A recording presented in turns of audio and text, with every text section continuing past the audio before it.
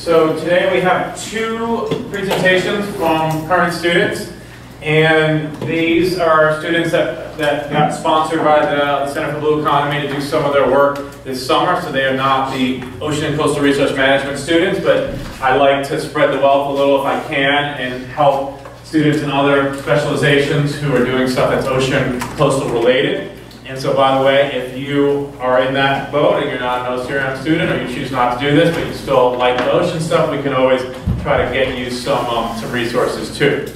And so the first is going to be Farid here. I'll let him kind of tell you about his project. And the thinking here is we're going to go about 20 minutes talk, and then maybe 10 minutes Q&A, and then the second presentation. So we're looking at kind of about an hour or so, something like that. And then maybe afterward you can hang out and talk with them if you want. And I think let's get started. Let's give them a round for coming out and sharing. Hey guys, how is my? Yeah, my name is Farid. I'm an MIIS student, as you know, Natural Resource and Management specialization, and I have a bachelor degree in biology. Yeah, so I spent my summer here in Monterey trying to test best technique, strategy to pursue a restaurant to join a green business program. So like two strategies are monetary incentive and social pressure. I'm going to talk more about it later on. But let's start with this. In one drop of water are found the secret of the endless oceans. This by Khalil Gibran. Do you know where is that? Yeah, great. And this is my brother, by the way. Not Khalil Gibran. Hey, just background about California green business. So this program spread across California in many cities, many counties. And this program has many benefits, like its goals to conserve water, to conserve energy, reduce waste, and prevent pollution, and protect human wealth. And this how the platform look online with all aspects of energy. The great thing about it is localization. Like each county, each city has specialization. Do you know what's special about Monterey? Sanctuary. The ocean, right. And that's why we should not call it a green-based tracker. It should be a blue-based tracker. So again, like business are different. Restaurant has different requirements. So let's talk about like some of the requirements. For example, like restaurants care about sustainable food. So they're trying to promote sustainable seafood, and they need one of the requirements to follow the seafood watch requirements, or to purchase food that Marine Stewardship Council certified, or Aquaculture Stewardship Council certified, and also organic certified, and many other stuff. And there's other requirements in terms of preventing urban runoff. All cleaning products must be Green Seal certified. Also, they must follow the integrated pest management, which means they need to have a green pesticide, a green pest instead of harmful chemical. And you know, this program also prevents nitrogen runoff. And agriculture is really connected to the ocean. Some will think, no, agriculture is not connected at all. But see, the runoff will travel to the river, from the river to the ocean. I really like this program because it's like address the urban runoff. Very few programs concerned about this thing. And it's really affecting our ocean very, very bad. And of course, plastic. Plastic, one of the worst issues that our ocean is suffering from.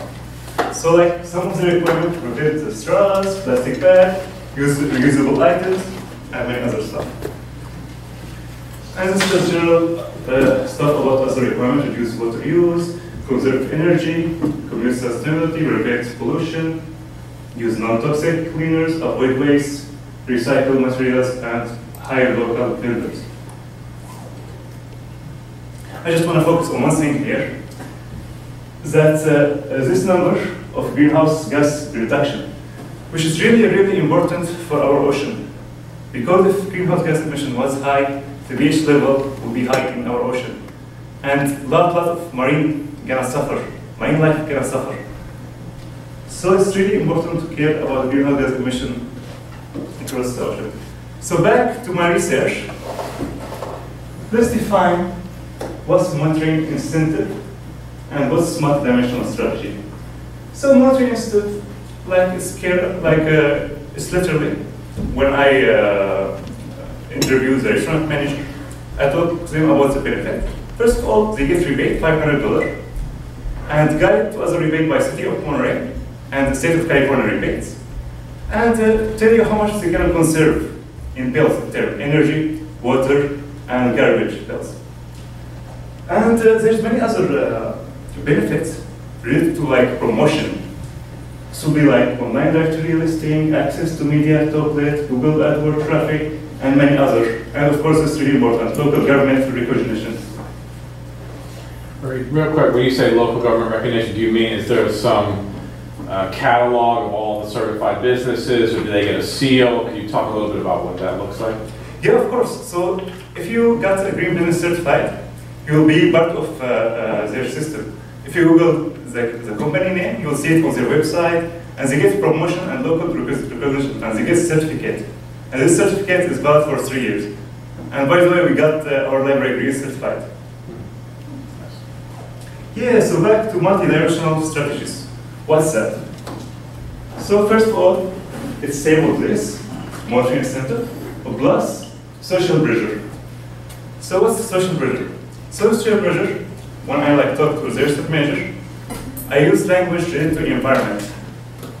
Tell them about our importance of the environment, importance of our ocean, how they can join the sustainability movement and save our ocean, and be leadership and lead the stewardship to save our amazing ocean and natural resources and coastal resources. So my research question was, does multidimensional strategies have a higher impact than monitoring incentive on local restaurants in adhering to eco-friendly behaviors? Believe it or not, this was my title, but I cut it off a bit. So just jump into the result. Don't get scared by all of that. I'm going to summarize it later on. So just a little bit background. I had 50 restaurants, interviewed 50 restaurant managers. 25 of them used multi-dimensional strategy, and 25 of them used monitoring incentive. Just to compare to see which strategy works the best. This is randomly assigned? So it was 50 selected restaurants in Monterey Bay, but they are randomly assigned. When I had the 50, I randomly assigned them. Yeah, and it's really long process. The issue, restaurant managers, they don't say yes and no directly. It takes long time. I'll tell you later on what's happening here. So for a multi-dimensional strategy, I have 3 restaurants said yes, 2 said no, and the other we are waiting. We don't know yet. So for monitoring incentive, we have 1 yes and 4 no. This is summary. Just like the results, see 12% said yes, 4% said yes on monitoring incentive, 8% said no, multi-dimensional strategy, and 20% said no in monitoring incentive. See, multi-dimensional strategy is a little bit higher, but it's not yet scientifically different. When I run the data analysis test, it's not was that different, but the test is not done yet. So we need a little bit more time to do it. And you can get involved of that. I can tell you later how you can get involved at the end of the presentation. So what's the limitation of this research? So first thing, we have really small sample size. 50 is small. I believe it's a really good idea to work with people from different counties to get the numbers and combine them. If you got about 1,000 restaurants, because this spread across 28 counties. So if we work together, it's really amazing result. One of the most annoying issue, when I go to restaurants, it's really hardly possible to find the owner. Mostly I talk to shift manager. normally they don't care that much. Even if they care, they give me contact of the manager.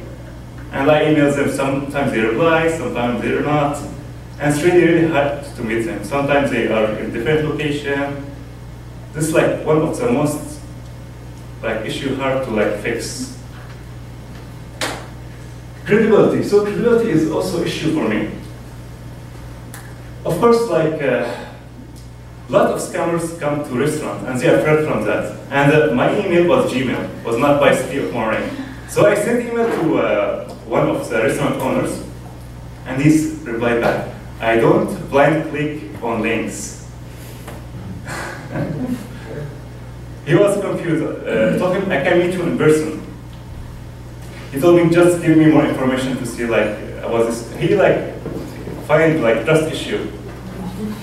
And I find out they get a lot of calls, they have a lot of scammers. So this is really a big issue. And other issue small businesses. Sometimes small businesses they don't have the time and energy and the finance because it's gonna cost money.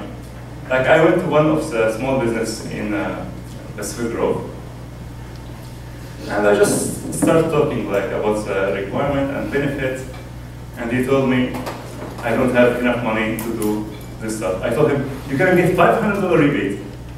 He told me I don't have $5 to pay it to get the rebate after that. So his business was dying, and when I entered the restaurant, it was about 12 p.m. There's nobody. It was really sad, you know. A small business suffering a lot. And I believe they should have different rebate, or for small business who's suffering a lot, they should get more money. For big business, they should get less. See, we need to distinguish between small and big businesses. It's really a great issue. Also, corporates, it's really hard to talk to them. Because when I go to the manager, he emailed corporate, or sometimes he don't want to have more stuff and to contact to corporate about stuff he don't think that there are priorities. So this is also one of the biggest issues in corporates. And also this certification, when you go online and fill the requirement, it's going to take time. There's time commitment for the restaurant.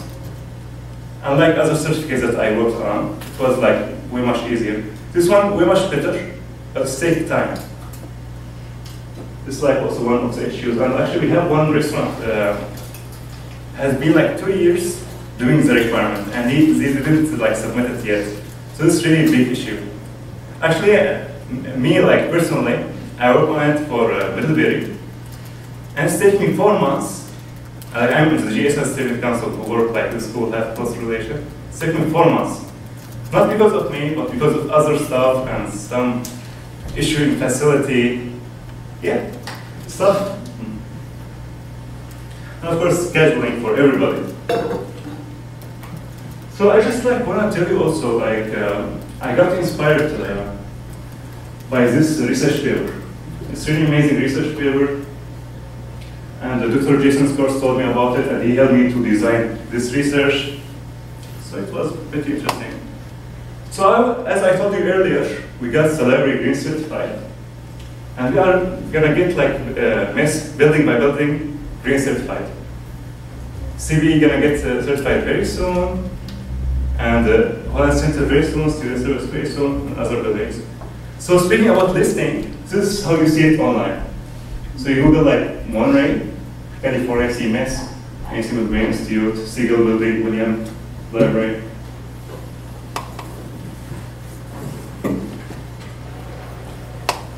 Yeah. So before we go to your question, there's 2 internships available. They are by Brooke. Brooke, actually, she's going to come very soon do this presentation on Thursday, September 19th. She's going to tell you about 2 internships. So in addition to this 2 internships, you can work with me on it's the same stuff. You're going to work with me if you'd like on this research paper. You can just go to restaurant, talk to them. So you can do 2 things at the same time. be part of this research paper or apply for the internship. And Brooke is going to talk more about the internship. This is just like the highlight. Psychology, action, business, outreach, internship. This second one need to be bilingual. Also, like there's another internship with one for wildlife. If you're interested, you can email me. I'm gonna leave my cards here. Before we go to our question, last thing. If you are interested in sustainability and you are passionate about this stuff, next semester we're gonna have like a GA Sustainability Council open. If you'd like to apply for it, that would be great.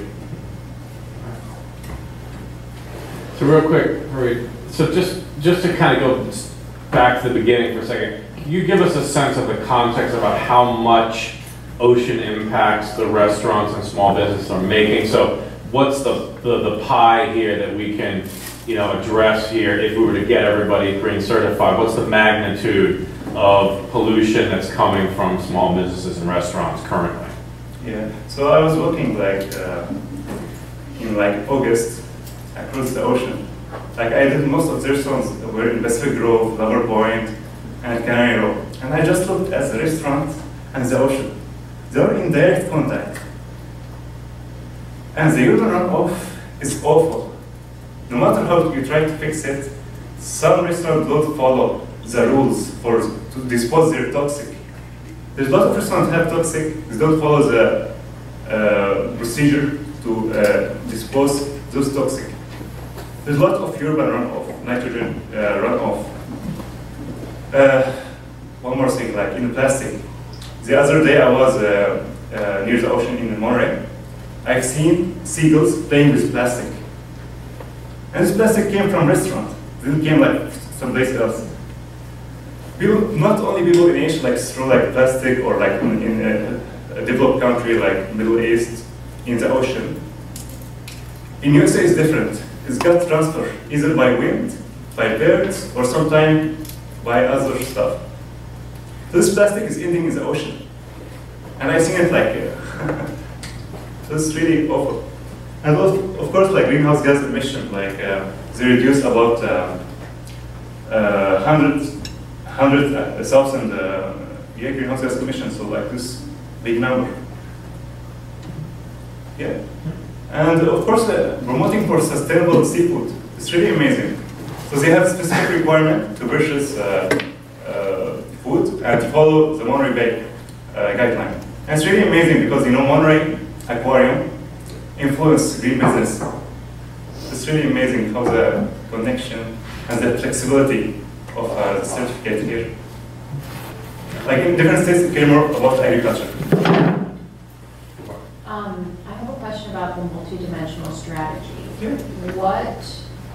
What things are you actually mentioning? So you mentioned like a social pressure, the government, like a recognition. What other components are there when you're giving them your pitch? What do you tell them? Yeah, so first of all, I start with the environment. Just tell them how important is our ocean, the creature inside the ocean, how they can play a great role to save our ocean and coastal resources. Mm-hmm. And after that, I followed up what benefits they can get.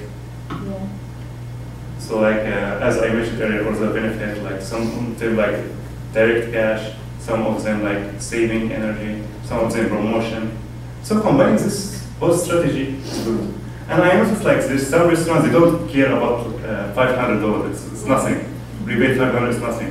So they care about getting the certificate.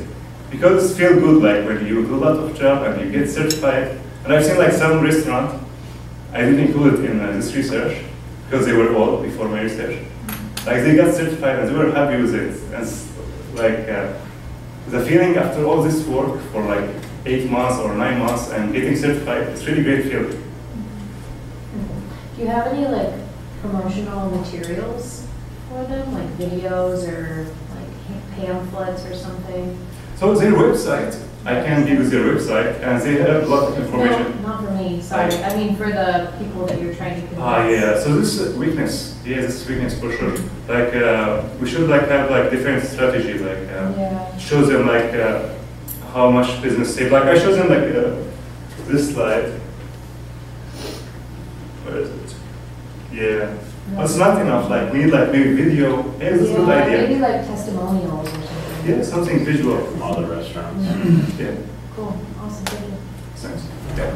So when you're changing, like if you're gonna go to a restaurant and you're gonna show them the importance of sustainability, are you promoting any like eco products or one company, or so you're putting that on them to then go and find a company Of course. to change their straws or to change their plastic? Of course, we are not promoting for anything, but to be honest, like we promote with Seafood Watch.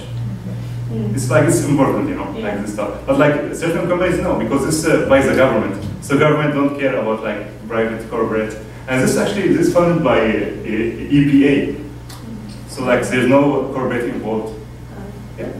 But you don't give them a list of potential suppliers that meet the criteria. So again, I think it's a pertinent question. So it's completely up to them to figure this out on their own. Yeah, actually it's up to them, but actually there is some recommendation. When you click about, so it's really a big platform. When you click it, there's many stuff and many like, for example, for green pesticide. So they just give you like, oh, you can check those company. Like there's one website, you click the name of green pesticide around you, and it's tell you about like all the green business around you. So it's give you about like everybody around in your county when you enter your zip code. So it's not like for specific people or someone. Yeah. What are the, well, you talked about the library is now green business certified. I don't think of the library as a business, right? It's part of the college. So I'm just curious about who can apply for certification and what can actually be certified. Yeah, so basically almost everything. Restaurant, office, school, like any building. So like the idea to save like energy and conserve. So the key thing is a building, a physical building. That's the... So everything but residential. Anything non-residential. Even it's a private school or a college, anything is not residential. But it doesn't need to be the whole business. It can just be one building of the business or the organization. Yeah, of course, like here at MIIS, like when I talked to like Mallory, she's like the head of the program, she told me I want to divide MIIS to buildings because it's different. Each building has different criteria. So she preferred to work in buildings. I see. Yeah, and you know, like most restaurants or like corporates, they have only one building. But MIIS was like a little bit weird, all spread out. Yeah. So basically, like when you click and sign up for it, it gives you the option: what are you? Are you school? Are you office? Hospital? And there's tons of other stuff. Okay. Interesting. And like in each county and city is way much different. If like middle of California, like talk about agriculture. Localization is really great about this program. Here in like Monterey Bay, it's the ocean, like #1. Yeah. Do you know who actually goes on this green business website to check if the restaurant is certified? Sorry, who go on the? Who goes on, like, does consumer go on this website to check it? Yeah, it's hard to tell. I don't think so, to be honest, you know. So it's mostly yeah. So it's like tough, you know, like because like to be honest, like not all consumer know about it, you know, to Google it. But you know when they Google like the name of the restaurant, they can find like what's about it. Oh, it has a green business certified. So by googling the name itself, you can see it on Google. So this is like something interesting. Can you give us an example, like where is it, you could show us or something, or is it like on the window of the restaurant? Yeah, because that is an important point, like how does the consumer even There's know? cling stickers or something. Oh, yeah, that says interesting. somewhere. Yeah. Too. Yeah, so like I read this stuff really quick. I can give you. Yeah, let's start. Access to media to upload. So Google AdWords traffic. So it's really important. So like you have more hits. So on the window, as like you have sticker on the window, it says like green business certified. So it's like kind of promotion.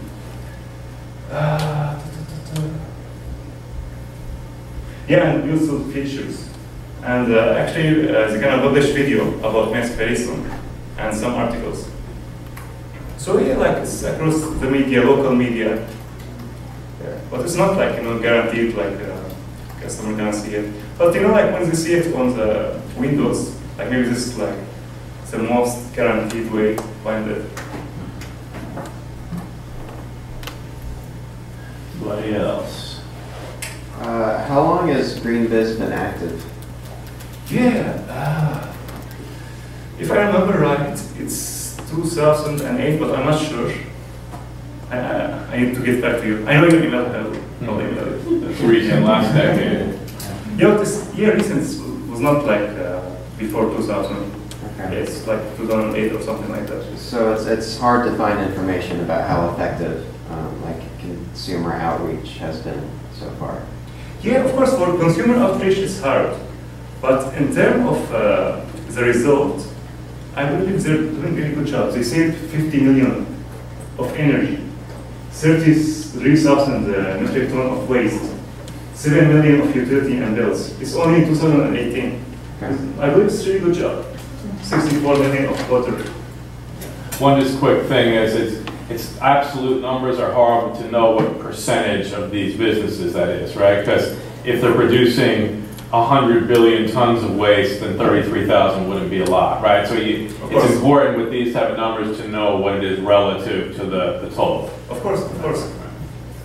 So I have a question about those figures. Is it just something that's kind of assumed that that's what's being produced, or is it as these businesses are going green, they're entering how many light bulbs they've changed, how many trash bags they've stopped handing out? Like, how does this website produce? For trash, yes, but like for energy, I'm not sure how they calculate Or it. like greenhouse gas emissions, how do those figures get developed?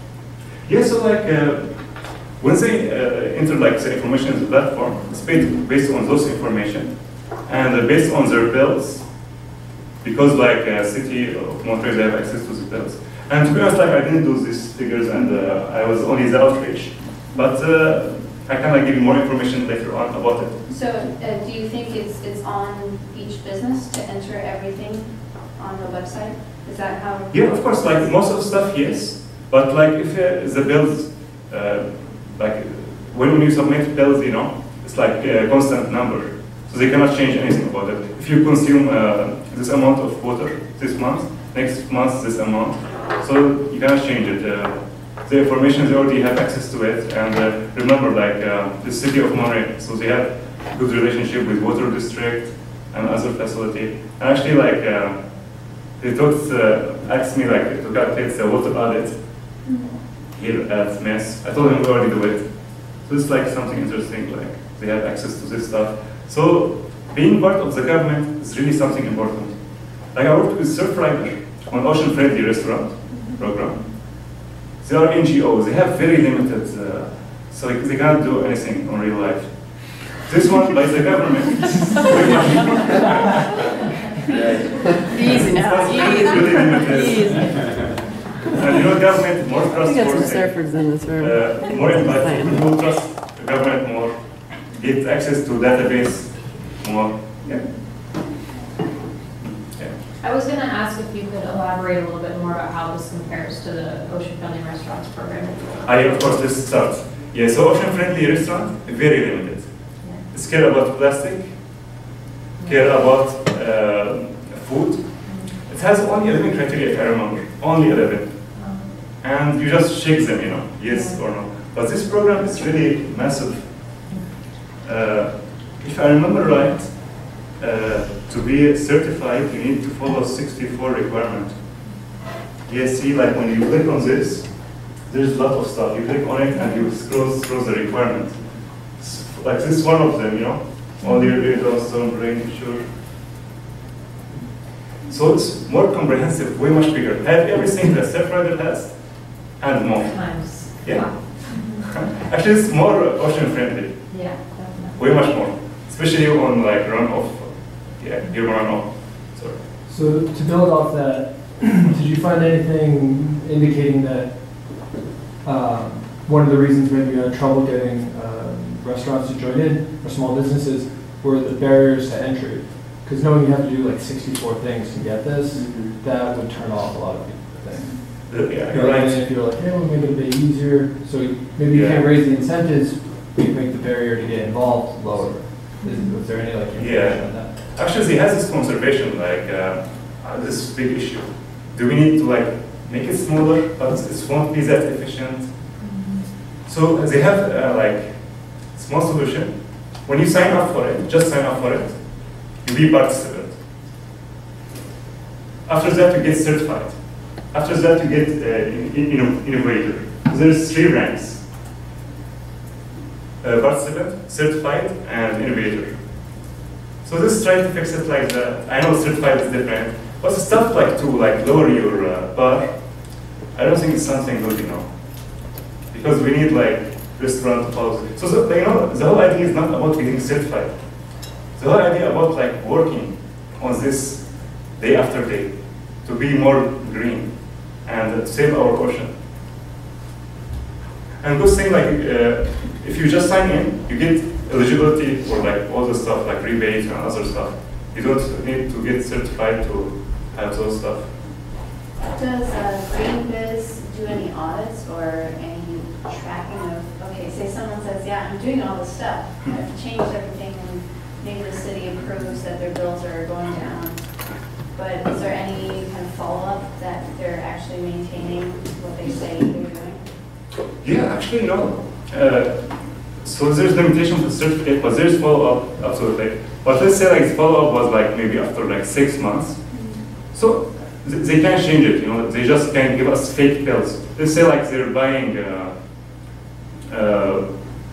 non-recyclable papers or like toilet papers, and they give us receipts. So we see the receipt, like this is how we do this. And they have it like in the back door. We can't do anything about it, you know. Like there's some stuff is hard to monitor, it's hard to say. And I don't think so like business will do that like just to get certified, because this process is a tough process. I know it's like there is some influence for greenwashing, but you know, this is like really tough to monitor, you know. And it takes a lot of energy, and I don't think like they have enough people to do all this stuff at City of Monterey, especially City of Monterey. So of course there is like way, so it can go away with it, unfortunately. We'll take maybe one more question. If there's somebody who hasn't gone. Question.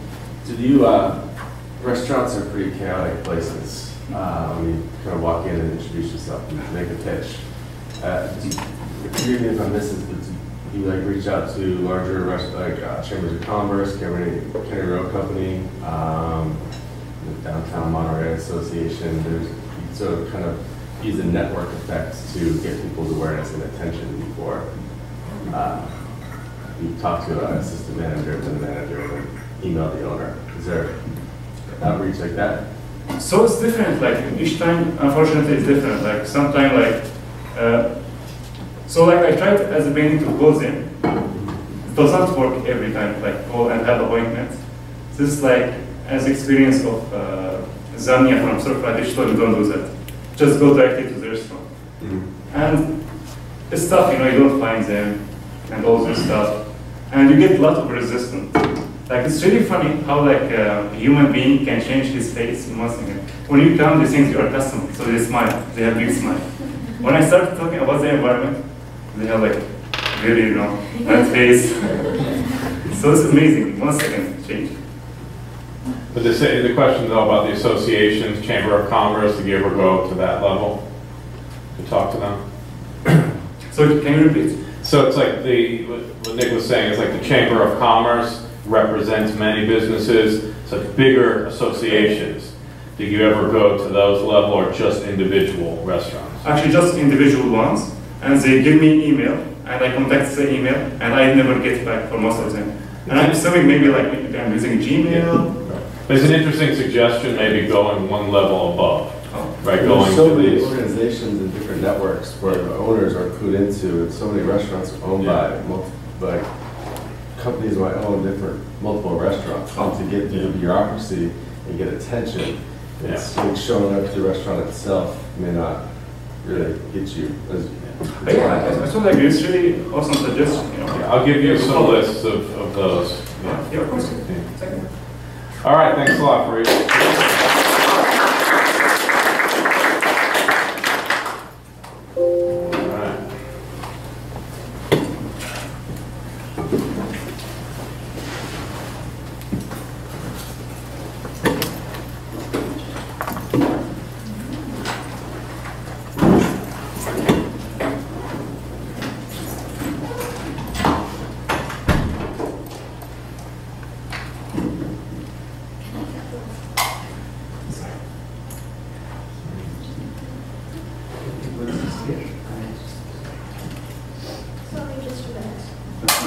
Take your time.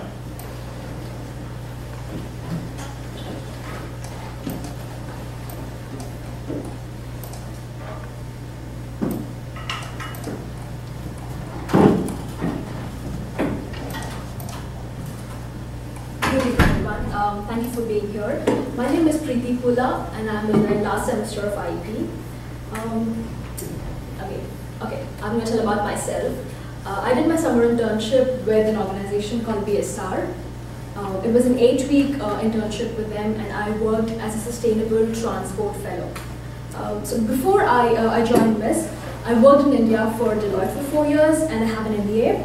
So that's the reason I'm specializing in sustainability management, because it aligns more with my past experience, my education, and my future career goals, because I want to work with corporates in sustainability. Alright, so this is about decarbonizing shipping. What was the company called again? BSR. I'm going to It's Business for Social Responsibility. Yeah. Okay. So let's talk about maritime shipping. As you know, shipping is the most cost-effective and the most dependable, cheap way of getting goods around globally. Around 90% of goods traded in the world by volume are shipped across the world. And with so much, goods moving around, it could be anything like oil, or computers, or food. Everything is shipped globally. So with that much of movement of goods, there are a lot of carbon emissions. Shipping is contributing about 3% of the global GHG emissions right now. And if it goes, business as usual right now, the shipping emissions could increase by 250% by 2050.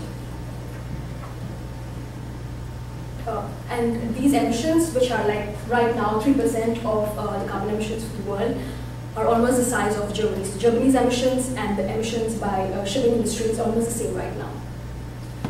The other problem with emissions from the maritime industry is because it's such a global industry, it's very difficult to allocate emissions to a particular country. A ship starts in China and then it goes all the way to, let's say, North America. Which country is going to take responsibility for those emissions? Right now, it's still not decided. So in 1996, when the first UN Treaty on Climate Change happened, which was called the UN Framework Convention on Climate Change, they identified 8 methods using which you can try and allocate these emissions to countries. But it's been 2 decades right now, and there's not much progress. So there is an organization called IMO, which is the International Maritime Organization. It's part of the United Nations, and it is the United Nations agent for regulating the international shipping industry. What they do is they've been trying to figure out how to allocate emissions from international shipping to countries.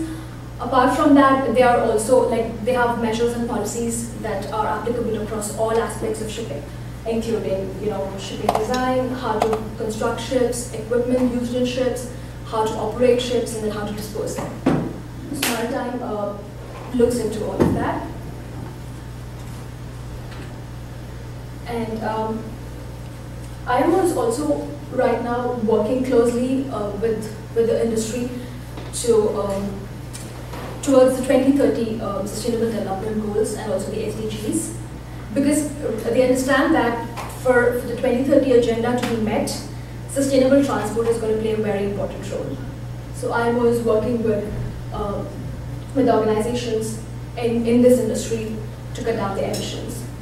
And they also realize that, to cut down emissions, there are a lot of ways of getting there, and the most important things, or their main priorities, are new technology, innovation in that space, energy efficiency, development of maritime infrastructure, and better maritime traffic management.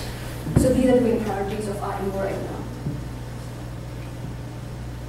Okay, so this is BSR, which stands for Business for Social Responsibility. It is a non-profit that works with 250 member companies, and it helps them with business strategies and solutions through consulting, research, and cross-sector collaboration. So it is technically a private consulting firm. It functions like one, but it's a non-profit. And the most important thing that they do here are these cross-sector collaborations. Because they have over 250 member companies that work with them, they're able to provide a platform for these companies to come together and work on topics that concern them. So one such collaboration that I worked with is called Clean Cargo.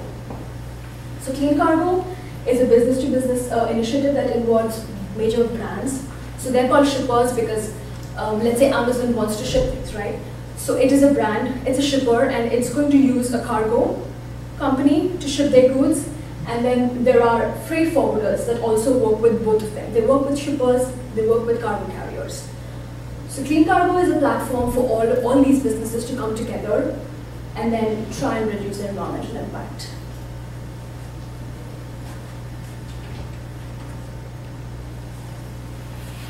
Clean Cargo, right now, it's been around 18 years that it's been established, and right now they have around 80% of the global cargo container capacity in the world.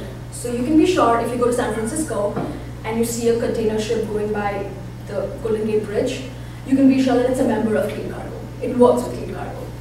So they've been working with major brands like IKEA, H&M, Amazon, BMW, and then some of the biggest cargo owners in the world, cargo ship owners in the world. That's MIIS, Crowley, CMA, CGA. Those are the three biggest owners. They work with Clean Cargo. And then we also have freight forwarders like DHL, DB Schenker. So all these organizations are Clean Cargo members right now. So the way it works is, right now, Clean Cargo came up with a methodology that is used to calculate carbon emissions that are emitted by these ships. And that is the global standard right now, because there is no other methodology in the world where you can have where you can get all the carbon emissions from the shipping industry in one place. And so with that data, that can be used by freight carriers to track and benchmark their own environmental performance. And it can also be used by shippers to review and to see what every carrier is doing, what kind of environmental impact they have, because by choosing a carrier with a lesser environmental impact, they are reducing their own emissions. So that's how the data is used.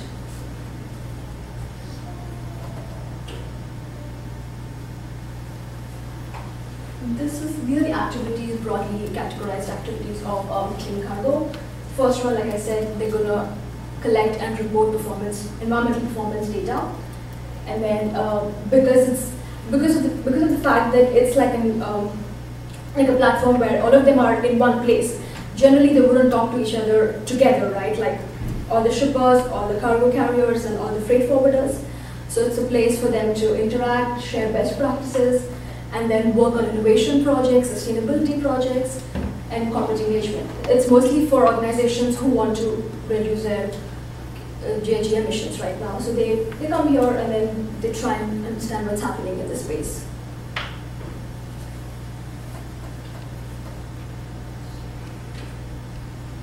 Okay, this is an example of how the emission reporting happens. If you see here, carbon dioxide emissions in the shipping industry is calculated in TEU kilometers, which is, it's called 20-foot equivalent units, which means that on a cargo ship, there are standard sized containers that are used to transport goods. So one container is considered to be a 20-foot equivalent. So how much one container moves per kilometer and how much emissions, carbon dioxide emissions it releases is how it's calculated. And this involves vessels which are dry, which carry dry goods.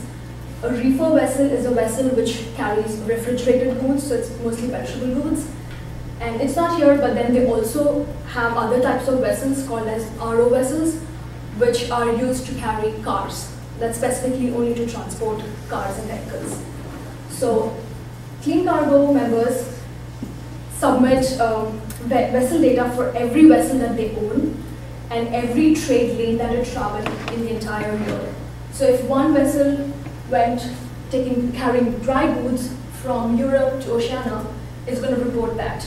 So this is how they get information from every vessel in every carrier, and then they put the data together. They have an algorithm in place, and that's how they calculate emissions in the end. Can you tell us real quick, what could we glean from this chart? You know, are there any trends, or is there anything highlighted, or is this just data? You know, what's the context of this data? Yeah, so this is just the data that we get, and then we put it together, and we come up with something called as a scorecard. So every vessel, every carrier, let's say MIIS is a carrier, and MIIS has 100 vessels. So we will get data of 100 individual vessels, put it together, and give out one scorecard for that one company, because it should be easy for a shipper to understand what they're doing.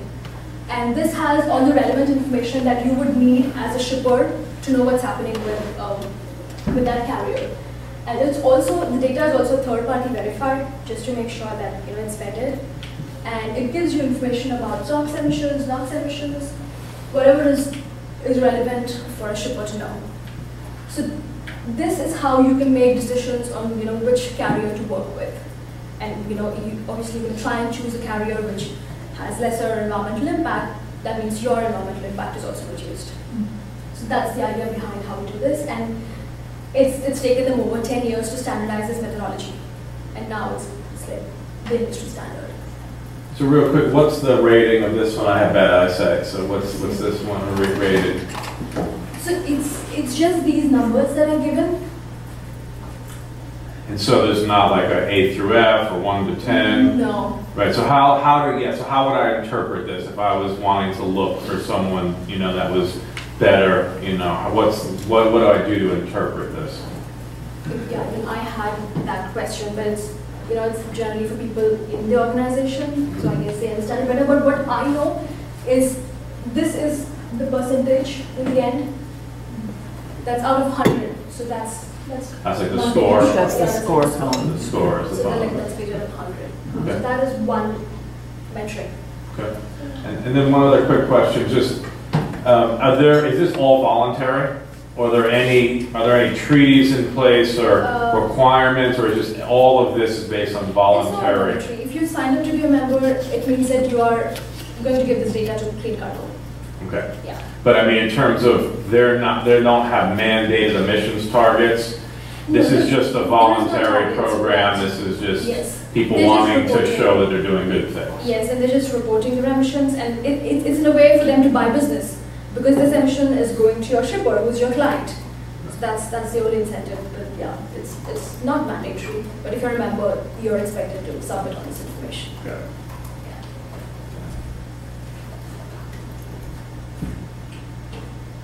So that is like pretty much the most important thing that Clean Cargo does.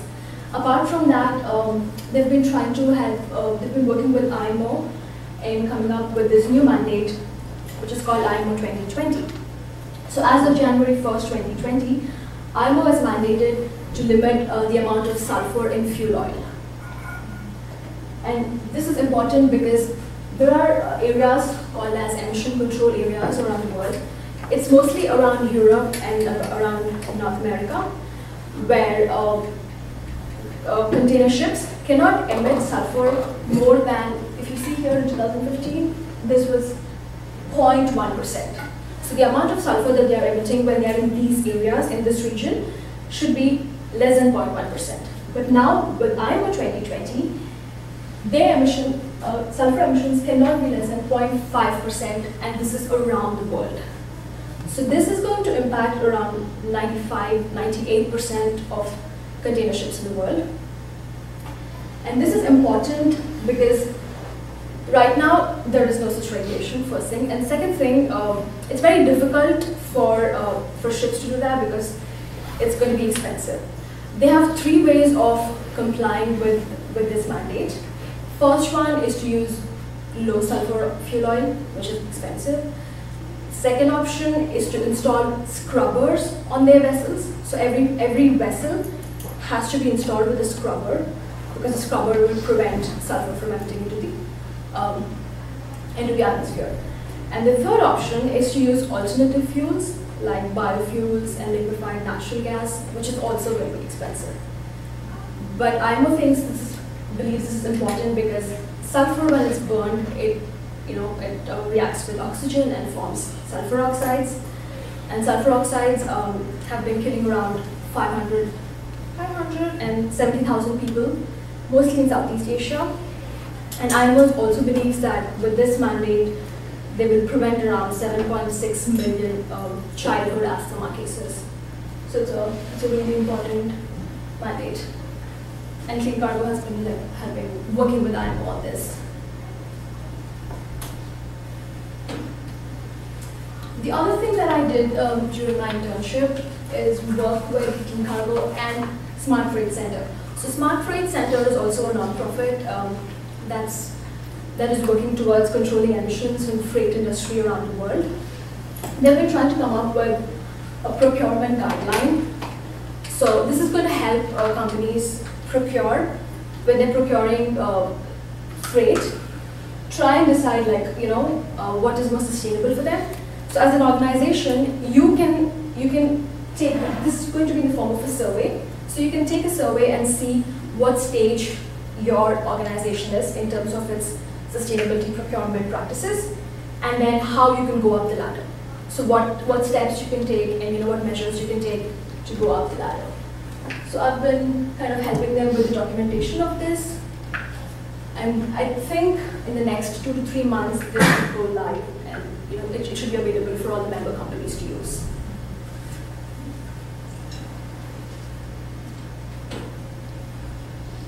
And the last important thing that I did was I worked on another collaborative initiative of BSR called as SAFA, which is Sustainable Air Freight Alliance. So it's Clean Cargo, but for air freight.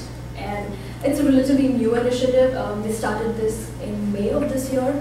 So they're trying to work around the methodology for this. And during my internship, I kind of worked on a small paper with them to try and understand what are the sustainable aviation biofuels out there. Like, did a bit of landscape mapping about the aviation biofuels for aviation.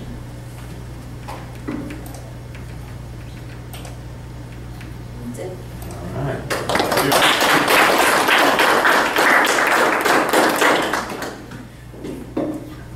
So I know that you're looking at clean cargoes, like CO2 emissions or the sulfur.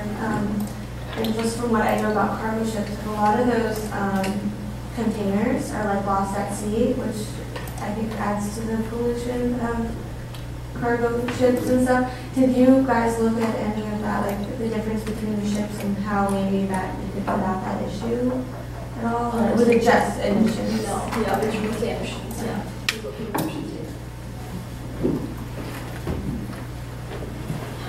Is this issue kind of like where Farid was working on it? Do they save money by being lower emissions, or is it just a higher cost only to use cleaner fuels? I'm trying to get a sense of what the economics underlying this is. Mm-hmm. With the IMO 2020?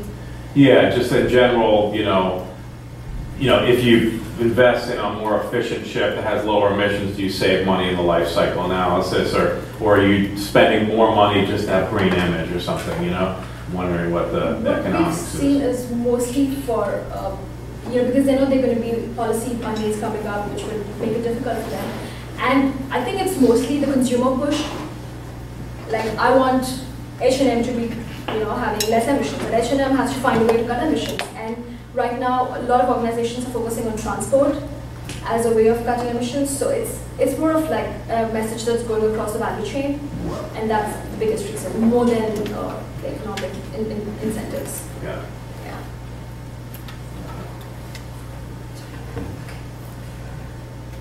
Just a couple. So I just had a question about the carrier scorecard. Can any consumer look at it, or do they also have to be involved in clean cargo? Yeah, it's only for clean cargo members. Because you pay a premium to join the membership, so it's a benefit only if you're a member. Yeah. So also the shippers are also in clean cargo? So it's kind of like a closed economy? Yes, it's a place for only the shippers, and it's a business-to-business collaboration. So H&M will work with MIIS, and then it will work with DHL. So only all these people will have access to information. So, and then you're like a paid member. So. Is Clean Cargo, who runs Clean Cargo? Is it a program that BSR runs, or is it an IMO program? Yes, it's an interesting model because, like I said, it's a membership model as well. So you pay to be a member of BSR, but then you also pay to be a member of Clean Cargo. And BSR is helping run Clean Cargo. Who else runs it though? That's it. It's just BSR. Oh. Yeah, and then the membership money. So it's run by BSR with the money from the members. Yes. So that's Okay. This is kind of a follow-on to Jason's question about whether there were international treaties or anything. I think you mentioned earlier in the talk about the SDGs targets. So what is, do you know what the target is or what the goal is under the SDG framework that this is working toward? So is there a particular SDG for, you talking about maritime industry or like freight industry? I know there wouldn't be one that specific, but there might be a target that's specific, a goal for 2030 and reduction in, ocean shipping. I'm not sure. Clean Cargo as such, like, is not working with any specific target. No. Yeah. Okay. Okay. Yeah. So for large freight vessels, is there a compliance schedule of what kind of engines they need to have at a specific date, like based on their horsepower? They need to phase out, like, dirtier engines and replace it? Yeah, those kind of rules are regulated by IMO. So it's IMO that regulates all that. With Clean Cargo, they just report what they have, whatever vessels they're using, whatever emissions from those vessels are just reported to Clean Cargo. So we do not necessarily like have rules about when to dispose of vessel or things like that.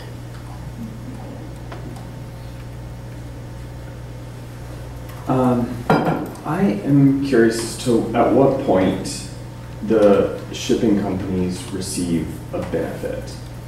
So let's start at the top and say H&M is trying to be 100% sustainable by 2020.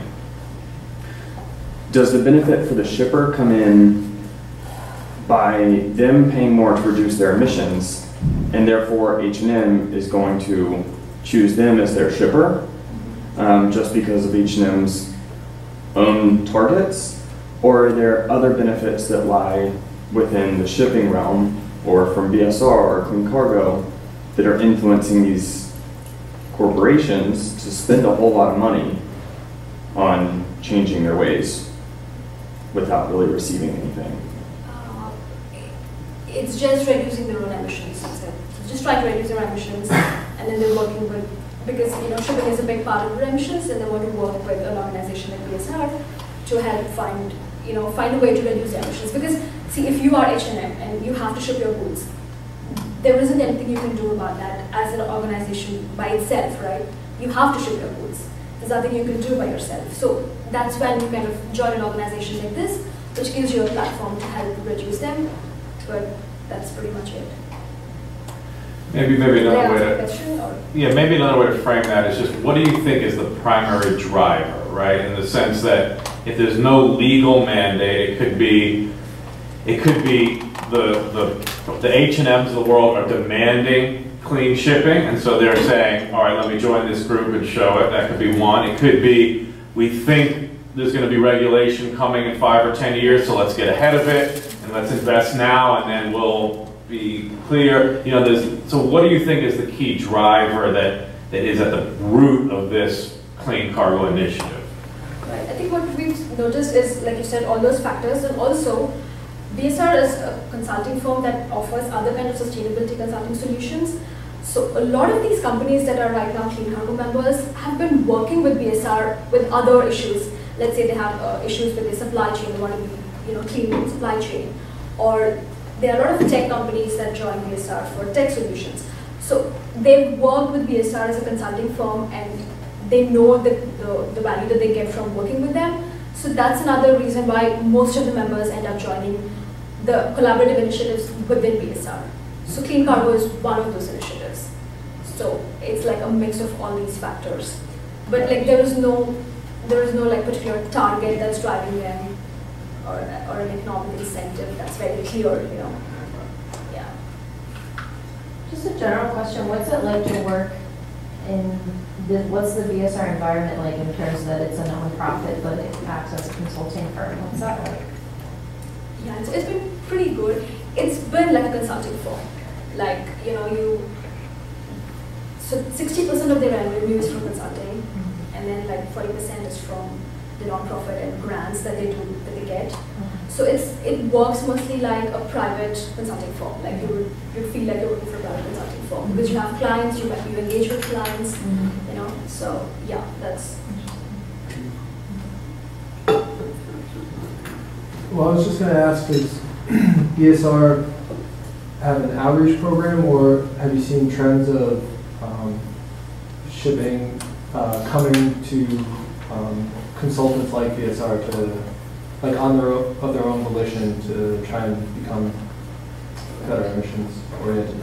They have, so one thing that BSR is good at is they keep attend. So they have like a conference map. So they keep going and talking at conferences about what they have. So that's one way of getting business for them. The other most important thing is, again, through their network. They just have built a very strong network right now. So they keep, if you're working with BSR for a particular consulting project, they'll tell you that, oh, there are other projects that we have, and then that's how a lot of people end up getting business. Did you get to go to any of those conferences? I am going for one in November. Yeah. What's that focused on? It is a BSR conference.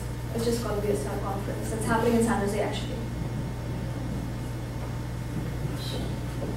What is the logic for not having any like concrete like emissions goals like across the clean cargo network? Because if like 80% of like global cargo transport is covered by clean cargo, then that seems like a sizable block to start implementing change. Right. Yeah. So the interesting thing is, Clean Cargo as an initiative is managed by BSR, but it's member driven. So BSR itself cannot, put regulations or come up with targets for companies, because some of them might want to, some of them might not. It's a service that BSR is providing for whoever wants it, but they cannot mandate anything. It's like a really tricky situation because members are coming to them for services and they're providing services. And they can kind of probably push them and nudge them a little in a particular direction, but they cannot like say, okay, we will only work with you if you have a certain target, because at the end of the day, it's a business. So it cannot mandate targets to other businesses. So that's how it is. So that would have to be like an in-house like effort from a particular company to say that we want to have this target, and then that would have to spread. Right, because when you're working with so many organizations, everyone will come with their own reasons. You cannot tell, okay, everybody, this is the rule. That might drive some people away, drive some organizations away, and they cannot let that happen as well. Okay. So it's a delicate balancing act for them. But it is happening in the UN process, the IMO, the sulfur standards, right? So because they are different organizations. Right, the intergovernmental stuff, right? Yeah. As a private, non-profit, BSR cannot do that. Yeah. Okay. Since you guys worked a lot with San Francisco Bay, have you seen any change in San Francisco Bay's way of trying to help the issue? Maybe they, can regulate, hey, we only want to allow these specific vessel types to come to port. If you have these type of filters on your exhausts, is there a movement that you've noticed? but it's already there. When I mentioned about the emission control areas, Okay. San Francisco and North America is one of those areas. Yeah. It's already in place. All right, well, thank you very much.